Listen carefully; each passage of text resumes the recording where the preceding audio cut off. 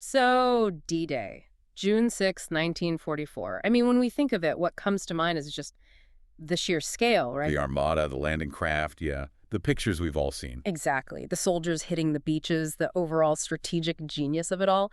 But there's this other story, one that's been buried so deep in classified archives, it really only came to light a couple decades ago. And this story isn't about generals or infantry tactics. No, it's a story of scientific heroism. We're talking about researchers who voluntarily, turn themselves into human guinea pigs, risking their lives, their sanity, inside a cramped, dark metal tube. All to figure out how to keep a very specific group of soldiers alive, hundreds of feet underwater during the most critical hours of the war. It's an incredible story. It really is. Yeah. Today we are doing a truly deep dive into this untold chapter of World War II, a high-stakes game of physiological Russian roulette that was played out in bomb-rattled London. And our sources for this, they reveal this secret British research that just fundamentally changed our understanding of how the human body works underwater. Yeah, right.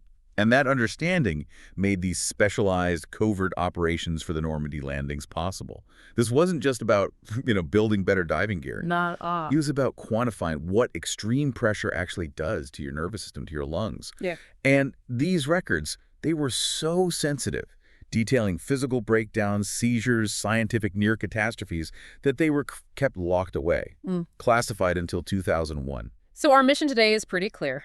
We are going to uncover the astonishing and, frankly, painful sacrifices made by these scientists. They were led by this really eccentric polymath, J.B.S. Haldane. A fascinating character. And they needed survival data, like yesterday, to guide Allied frogmen onto the beaches. But they couldn't afford long, formal trials. Wasn't time. So they just subjected themselves to these hyperbaric chambers. They generated the critical data that determined safe depth limits, the exact gas mixtures, the decompression protocols, all while risking dizziness, paralysis, and outright seizures. And if you need to understand why this was literally a matter of life and death, just consider this. Before Haldane's work, the Allies barely understood the basics of keeping a person alive underwater. Even with breathing equipment. Even with the best equipment they had. Yet, because of the certainty provided by this self-sacrifice, the specialized divers who carried out the most critical, high-risk D-Day missions, The ones doing underwater demolition, beach reconnaissance. those guys, they reported 0 diving-related casualties. Zero. 0. And that direct line from a smoky, claustrophobic lab in London to the success on the beaches of Normandy, that's what we're going to unpack today. It seems like such a huge oversight, doesn't it? I mean, you assume that by 1939, a naval power like the Royal Navy would know how to safely get men out of a sunken submarine. Or at least know how to use the gear they already had. But our sources show this massive, dangerous gap in their knowledge during that interwar period. And it was all about the human element. So it wasn't a technology problem. No, it was an oversight of biology. The thinking at the time was, basically, if you can waterproof the breathing apparatus, you've solved the main problem. Right. The engineering challenge. Exactly. They had devices like the Davis Submarine Escape Apparatus, the DSEA. It recycled your breathing air. They were issued to crews. But the crucial... Testing it on people under pressure. Testing what the human body would do when subjected to real-world pressure changes while using that gear, that was just fundamentally neglected. The Navy was focused on the machine, not the mammal inside it. And this ignorance turned deadly, like almost immediately. You have this rapid succession of Allied submarine sinkings in 1939. It wasn't just bad luck. It was a devastating exposure of that scientific hole in their planning. What were the big ones? The sources detail a trifecta of disasters, all within weeks of each other. Is the global alarm bell. You had the American USS Squalus sinking. Okay. Then the French submarine Phoenix was lost off the coast of Vietnam. But the one that really, really hit home for the British Admiralty was the catastrophic sinking of HMS Thetis. And that one was right off the UK coast in the Irish Sea. Right in their backyard. Mm. So when the Thetis went down, the expectation was, okay, the submariners have their DSEA equipment, they'll be able to escape. Well, that's not what happened. What was the outcome? Why was it a physiological failure, not a mechanical one? That is a critical distinction. Out of 103 men aboard the Thetis, 99 died. Mostly from a lack of oxygen while they were waiting for rescue. But a few did get out. Four submariners were able to escape using the DSEA on their own. But, and this is the key part, the sources note that even those 4 survivors were, quote, plucked out of the water nearly dead. Nearly dead. They had the equipment, They'd followed the protocols as best they could, but they were suffering from the immediate, unstudied, and poorly understood effects of underwater physiology. Things like what? The bends. Things like uncontrolled ascent and rapid decompression sickness. Okay. Yeah, the bends, but also other things. So the disaster wasn't just the ship sinking. It was about men surviving that, attempting to escape, and then succumbing to the invisible physics of their environment. Exactly. I mean, in that kind of situation, it's often a combination of barotrauma and gas issues. If you ascend too quickly, which you're almost guaranteed to do in a panic, Right, you're just trying to get to the surface. the compressed air in your lungs expands way too fast as the pressure drops. That can lead to a pulmonary barotrauma, a collapsed or ruptured lung. That causes a gas embolism, air bubbles getting in your bloodstream, often instantly fatal. Wow. And on top of that, if they were breathing compressed air, they'd have been rapidly building up nitrogen in their tissues. As they ascend, that nitrogen rushes out, potentially causing severe decompression sickness, paralysis, neurological damage, or death. They had the gear, but not the instruction set for their own bodies. So this explains the urgency. It explains why Haldane's research is happening during the height of the Blitz. They just couldn't afford another Thetis. Precisely. They needed to know scientifically the physical limits of their sailors and divers before they could even think about doing covert special operations that required extended time underwater. The old way of just trusting the equipment. Was dead. The crisis wasn't solvable with engineering. It required chemistry, physics, and human physiology. And that urgent existential appeal from the Royal Navy leads them straight to one man, J.B.S. Haldane, who was not a military guy. He wasn't a traditional physiologist. He was this eccentric polymath. He was a completely unlikely expert for this, which makes the story so much more fascinating. I mean, Haldane was a colossal figure in the 1920s genetics revolution, one of the founders of population genetics. And by training, he was a mathematician, right? Mathematician. But he had this profound, long-standing, if kind of indirect, knowledge of respiration, poisons, the effects of gas on the lungs from earlier work.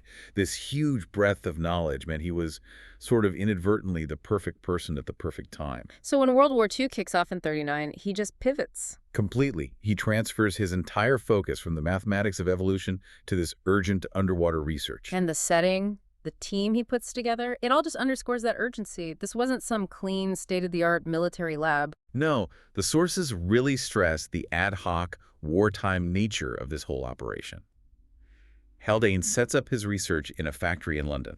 A factory. A factory that just happened to manufacture breathing equipment and, very conveniently, had one of the few hyperbaric chambers in the entire country. And his team wasn't exactly a group of naval officers. Not at all. He gathered his team informally. It included friends he knew from radical politics, even from the Spanish Civil War. A very unorthodox group. And he worked for free. This wasn't about money or fame for him. Precisely. Haldane insisted on no salary for himself. He only asked for a modest stipend for his main assistant, a man named Edwin Martin Case. This was science under siege, literally. You mean the Blitz? Yes. The sources make it very clear the experiments took place in London during the Blitz. So you've got this group of dedicated, brilliant researchers putting themselves under hundreds of feet of simulated water pressure in a metal tube. While overhead, they can hear the city being bombed. Can you imagine? This constant threat of enemy fire just drastically heightened the risk and the urgency.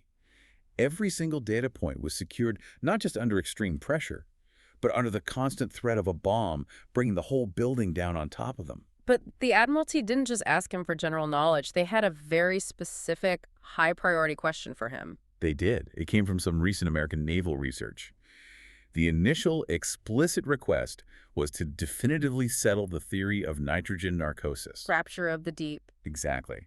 An American physician, Albert Benke, had just proposed that nitrogen in the air, which is inert on the surface, becomes this debilitating narcotic drug under high pressure. So Haldane's job was to test that. His objective was to systematically simulate the pressures that submariners and special operators would face and figure out two things. Was Benke right? And if he was, how bad were the effects? And at what depth did a human being basically become useless? So the foundation of all Allied underwater doctrine, from escaping a sub to secret commando raids, depended on confirming a brand new, still disputed theory. And they needed it yesterday. If they couldn't trust a diver's mind at 100 feet, they couldn't plan any covert operations. They weren't just confirming a theory, they were quantifying a potentially lethal intoxication curve to save thousands of lives. And this is where this story shifts from, strategic necessity to just shocking personal sacrifice. Using themselves as subjects it seems utterly reckless. Was there no pushback from the Admiralty? It says so much about the wartime urgency and the scientific culture of the time. Any pushback would have just slowed down the delivery of critical life-saving data. There weren't really ethics committees for this sort of thing back then? Not in the way we think of them now. With little formal ethical structure, especially for urgent military needs, researchers often saw their own bodies as the most immediate, accessible, and qualified instruments for generating that data. They were the best subjects available. They believed that if they were going to ask young naval divers to face these risks, they had a moral obligation to understand them firsthand. Okay, so let's start with the first big problem they had to solve: nitrogen narcosis. The sources describe it as getting drunk on nitrogen. And what's fascinating is how quickly they found a way to quantify that intoxication. Under pressure, nitrogen, which we breathe harmlessly right now, dissolves into the fatty tissues of the brain and starts acting exactly like an anesthetic. And this is where Martini's law comes from. That's the famous analogy.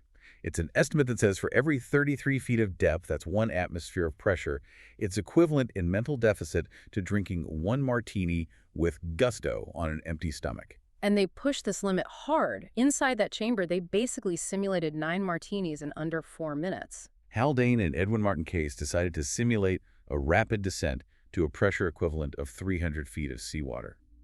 In the real world, this is a depth where divers become massively, dangerously impaired. And they did it in under 4 minutes to simulate a worst-case scenario. When Case analyzed the logs later, he noted, with this classic British understatement, a, quote, slight feeling akin to what one has always been led to believe is associated with inebriation. Just a slight feeling. But Haldane's experience was not so modest. His own records tell a different story. Haldane's written notes became the definitive evidence of cognitive breakdown. As the pressure peaked, his hand began to shake. His writing becomes more and more incoherent, almost illegible. He couldn't do simple math. No, he struggled with it. He recorded subjective symptoms, things like ringing in ears and a queer taste in mouth, and then it just devolves into jumbled words and question marks.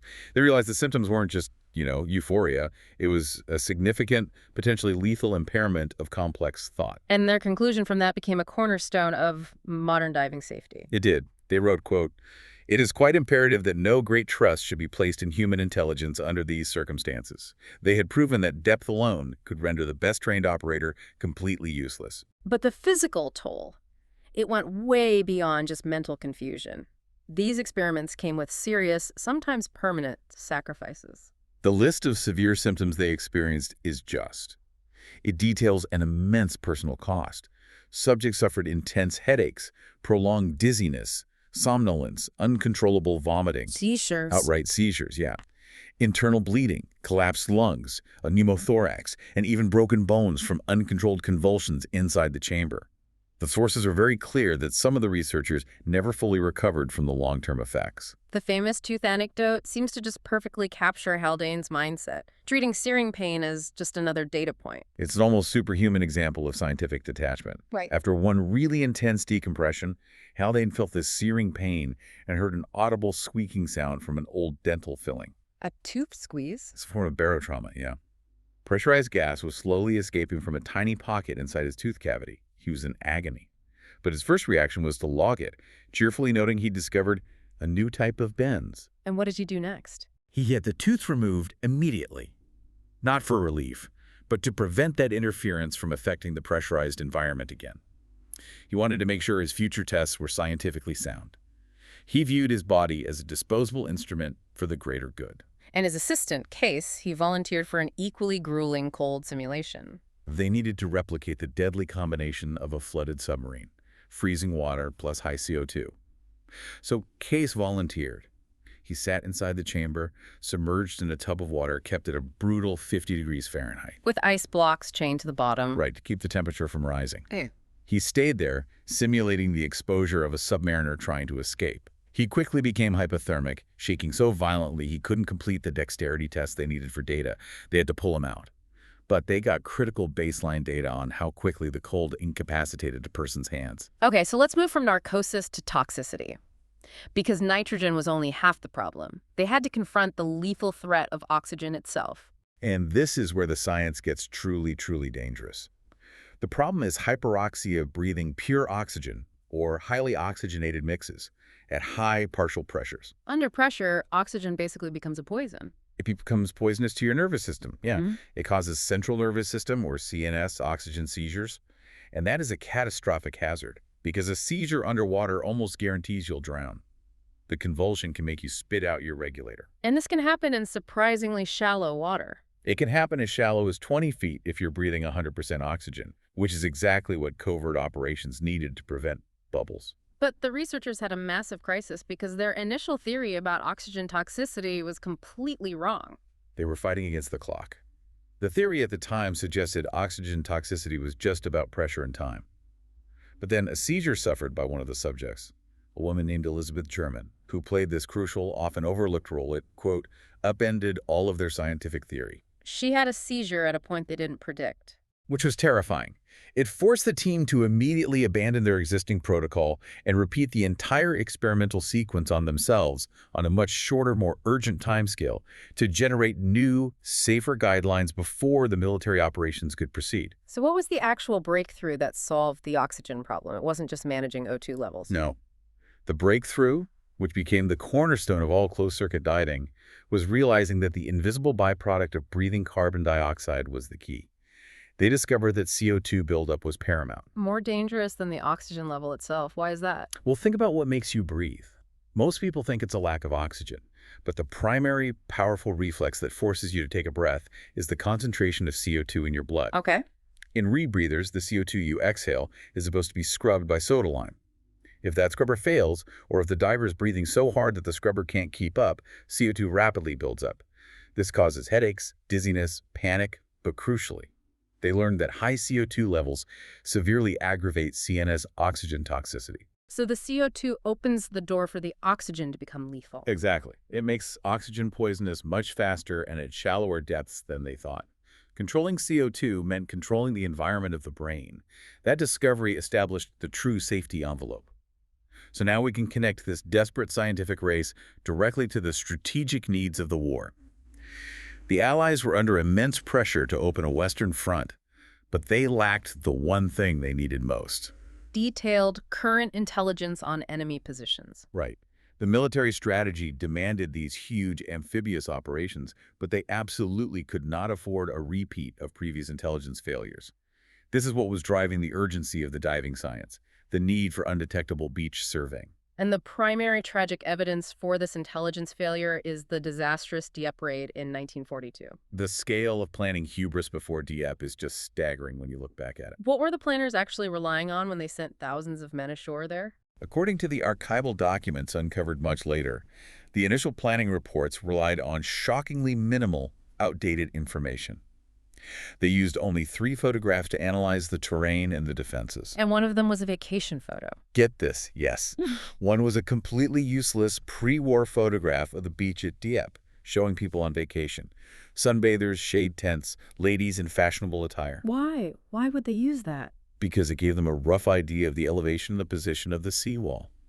That was it. Relying on a vacation photo to plan an invasion of a fortified enemy position? That's almost unbelievable. It just highlights their desperation. The analysts missed, or simply couldn't know, that the Germans had ruthlessly reinforced the entire area. They'd built heavily protected machine gun nests, installed formidable coastal batteries, and had literally dug into the White Cliffs themselves. So Dieppe was a devastating, bloody lesson. A lesson that surface reconnaissance was impossible. They needed detailed, current information. The beach gradient, the sand composition, the type and placement of underwater obstacles, the exact location of mines. Information you could only get covertly. And safely by specialized divers. The entire strategic focus shifted. They needed free swimming divers equipped with cutting-edge gear and, most critically, the absolute scientific certainty of their physiological limits. So the agonizing data from that London chamber. The data purchased with their pain, detailing the precise, safe depth and duration limits for oxygen exposure, would now directly dictate the life-or-death operating procedures for these specialized troops. The success or failure of D-Day relied entirely on the ability of men to gather this intelligence and clear those obstacles without suffering narcosis or lethal oxygen seizures. So with the physiological science finally nailed down, validated by the suffering of Haldane and his team, it was immediately put into use for D-Day. Let's look at the first critical application of that chamber data, the mission of the X-Craft midget submarines. The X-Craft's mission is incredible and so often overlooked. What were these tiny subs doing at Normandy in the days right before the invasion? Their mission was essential covert navigation. These small midget submarines, specifically the X-20 and X-23, were piloted out to the shores of Normandy on June 4, 1944, 2 days before the invasion. And their job was to be human navigational markers. Essentially, yes. They would sink to the seabed and just lie in wait, marking the sides of the British beaches, sword and gold, for the landing forces. They would signal the exact optimal spot for the invasion to hit. And the data from Haldane's lab was vital, not just for anyone leaving the sub, but for the crew stuck inside those tiny sealed vessels for days. The crews were under an incredible physiological and psychological toll. They sat on the bottom of the ocean for 18 hours a day over 3 agonizing days. They were suffering from the slow, creeping buildup of carbon dioxide in these minuscule cramped vessels. And the invasion was delayed. Right, by 24 hours due to weather. The logs just convey this profound despair from the crew, forcing them to stay submerged and completely still for even longer than planned. The whole mission hinged on their life support system's ability to absorb that CO2. The very thing Haldane's team realized was the master variable. Exactly. The chamber data determined the exact specification and capacity of the carbon dioxide absorbent, the scrubber, that the X-Craft carried. It also determined the precise gas mixtures they used to keep the air breathable. If that scrubbing had failed, the crew would have become cognitively impaired, unable to operate their signaling equipment, and potentially suffering seizures. The success of the X-Craft mission, and thus the accurate navigation for the British beaches, is a direct consequence of that CO2 breakthrough in the lab. Okay, so beyond the submarines, the research enabled the deployment of the highly trained frogmen and the underwater demolition teams, the UDTs. Yeah, and these divers were finally equipped with true scientific certainty. They used high-oxygen gas blends and specialized rebreathers equipment designed to leave 0 bubbles, making them undetectable. And the gear was built and operated using Haldane's data. The precise depth and duration restrictions, yes. This is what moved naval diving from a risky adventure to a science-backed operational procedure. What were their critical tasks on sword and gold beaches during the chaos of the early waves? Their mission was pure demolition and clearing. They were slated to land in the 5th wave, often in heavy surf and really murky water. At Sword and Gold, the tides were higher, so the infamous German beach obstacles, the steel hedgehogs, the mine posts, they would be submerged. And invisible to the landing craft. And deadly. So the diver's task was continuous clearance. They'd swim amongst the carnage, wrap explosives around these obstacles, and detonate them to keep widening the available landing area. It was an incredibly dangerous, fluid mission. But their role didn't end with that initial beach clearance. Their expertise was crucial for the long logistical buildup after D-Day. You could argue that the post-landing clearance role was even more critical to the war effort. Once the initial assault was over, these divers became essential for clearing ports and harbors. The Germans were experts at setting traps. What kind of things were they dealing with? Divers spent days just groping in the sand underwater with their bare hands, searching for and dismantling ordnance, delayed action mines, all sorts of traps. And this speaks directly to General Patton's march inland. He needed millions of gallons of fuel, tons of supplies, that couldn't come across the open beach forever. Absolutely. The logistical lifeline depended on clearing captured ports, most notably Cherbourg. The Germans had utterly wrecked Cherbourg. They left the port full of scuttled ships, delayed-action magnetic mines, booby traps, all designed to make it unusable for months. And Patton was waiting. He was critically dependent on supplies coming through those cleared ports to sustain his armored divisions. Without Haldane's science allowing those divers to operate safely in those high-risk, confined environments, the supplies wouldn't have reached the front lines. The breakout from Normandy could have stalled. So what's the ultimate proof that the agony and risk taken in that small London chamber paid off? The statistics. The D-Day divers, operating with the highest risk, closed-circuit breathing gear designed for absolute stealth, had 0 diving-related casualties. That's incredible. Not one diver had an oxygen seizure underwater. Not one was incapacitated by narcosis. No breathing apparatus malfunctions from a faulty dive plan. Yeah. The protocols, the precise depths, duration limits, the CO2 management, it all protected them perfectly. They were sent out with high-risk gear, but shielded by the certainty of scientific data. When we look at Haldane's overall legacy, this WWII work was this high-stakes emergency project, but he was already setting the foundation for modern hyperbaric standards decades before the war even started. That's why he was the right man for the job. He was already the world authority on decompression. He developed the foundational Admiralty decompression tables, ANA II, way back in 1908. And his WWII research just extended that legacy dramatically. It provided the missing pieces for deeper operations and, crucially, for closed-circuit diving. What specific metrics from his wartime research still define safe diving practice today? His work established fundamental constraints we still live by. He determined that 66 meters was the maximum safe depth for compressed air diving, a limit that's still largely adhered to. And oxygen. More critically, his WWII research established the oxygen partial pressure limits we use globally. Guidelines like the modern operational limits of around 1.4 to 1.6 bar for CNS toxicity protection. Every dive computer, every saturation diving system relies on Haldane's initial quantification of those lethal gas behaviors. And his research paved the way for modern, deeper, professional diving, like saturation diving. It connects directly to the massive commercial offshore operations we see today. Saturation diving, where divers live under pressure in linked chambers for weeks to minimize decompression risk. Right.